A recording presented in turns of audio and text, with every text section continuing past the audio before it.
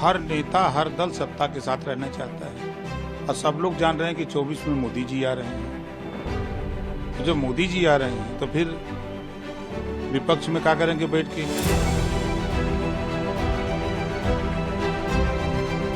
ओम प्रकाश राजभर और इन जैसे तमाम नेताओं के इन्हीं बयानों से यूपी की सियासी फिजाओं में चर्चाएं आम है कि जयंत चौधरी पिता चौधरी अजीत सिंह के नक्शे कदम पर चलने वाले हैं, उसी फॉर्मूले पर आगे बढ़ने वाले हैं कि जहां सत्ता दिखाई दे वहीं दुकान सजा लो।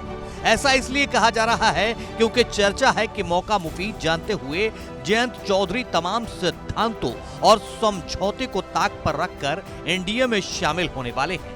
यकीन नहीं आता तो उन्हीं के नेता की जुबानी सुनी, फिर आगे की कहानी बताएंगे। ना वजूद है, हमारा राष्ट्रीय नेतृत्व कहेगा कि हम किसके साथ हैं। भाजपा से क्या बातचीत चल रही है? देखिए, भाजपा के लोगों के द्वारा तो पिछली बार भी ऑफर किया गया था, इस बार भी किया गया है, लेकिन वो 4 सीट की बात कर रहे हैं, लेकिन हमने 12 लोकसभा सीटों पर तैयारी की है। तो इस बात का निर्णय तो हम लेंगे कि हम किसके साथ गठबंधन में चुनाव लड़ेंगे। जो जनता के और किसानों के हित के लिए जो भी पार्टी हमारी मांगों पर सहमत होगी, हम उसके साथ चुनाव लड़ेंगे। सियासत की पुरानी रिवायत रही है कि कोई भी सियासी दल पाला बदलने के लिए जनता को ही अपना हथियार बनाता है, लेकिन मलाई का असली स्वाद तो खुद चखता है। तभी तो कहा जा रहा है कि जयंत पिता के नक्शे कदम पर चलने वाले हैं। आप कहेंगे इसमें बुराई क्या है? बेटा बाप के नक्शे कदम पर चले, इससे अच्छा भला क्या हो सकता है? लेकिन सियासत में अजीत सिंह की पहचान ऐसी थी कि उन्हें भी नीतीश जैसा पलटूराम ही कहा जाता था। चौधरी अजीत सिंह भले ही उस दुनिया में नहीं हैं, लेकिन उनसे जुड़े सियासी किस्से तो इतिहास के पन्नों में दर्ज ही हैं। अजीत सिंह अपनी खोई जमीन तलाशने और सियासी मुनाफे के लिए इधर से उधर पाला बदलने की राजनीति के महारथी कहे जाते थे। उसे जानने समझने के लिए इतिहास के पन्नों को थोड़ा सा पलटते हैं। बड़े चौधरी यानी चौधरी चरण सिंह के निधन के बाद चौधरी अजीत सिंह 1987 में लोक दल के अध्यक्ष बने, फिर 1988 में ही जनता पार्टी के अध्यक्ष घोषित किए गए, लेकिन सियासी परिस्थितियों ने उन्हें कांग्रेस का साथ देकर केंद्रीय मंत्री बनने की तरफ मोड़ दिया। कांग्रेस के साथ जाने के चलते अजीत सिंह का जनाधार पूरी तरह बिखर गया, तो कांग्रेस के साथ ज्यादा दिन नहीं रह सके।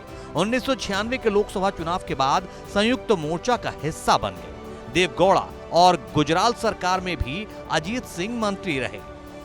साल 1999 के लोकसभा चुनाव में अजीत सिंह चुनाव जीते और बाद में बीजेपी से समझौता कर लिया, क्योंकि पूर्व प्रधानमंत्री अटल बिहारी वाजपेयी की सरकार में कृषि मंत्री जो बनना था, लेकिन बहुत ज्यादा दिन तक साथ नहीं रह सके। फिर साल 2002 के विधानसभा चुनाव में आरएलडी ने बीजेपी के साथ मिलकर चुनाव लड़ा, जिसमें आरएलडी 14 सीटें जीतने में सफल रही, लेकिन चुनाव के बाद अजीत सिंह ने अटल सरकार से इस्तीफा दे दिया और बीजेपी से गठबंधन तोड़ लिया।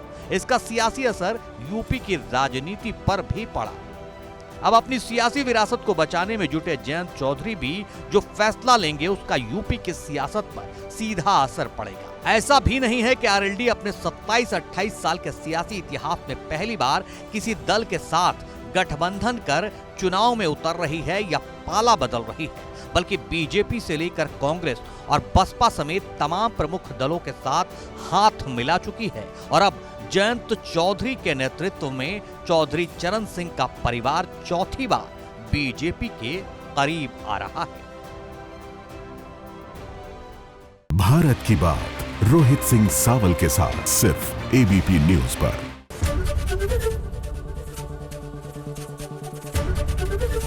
एबीपी गंगा, खबर आपकी, जुबान आपकी।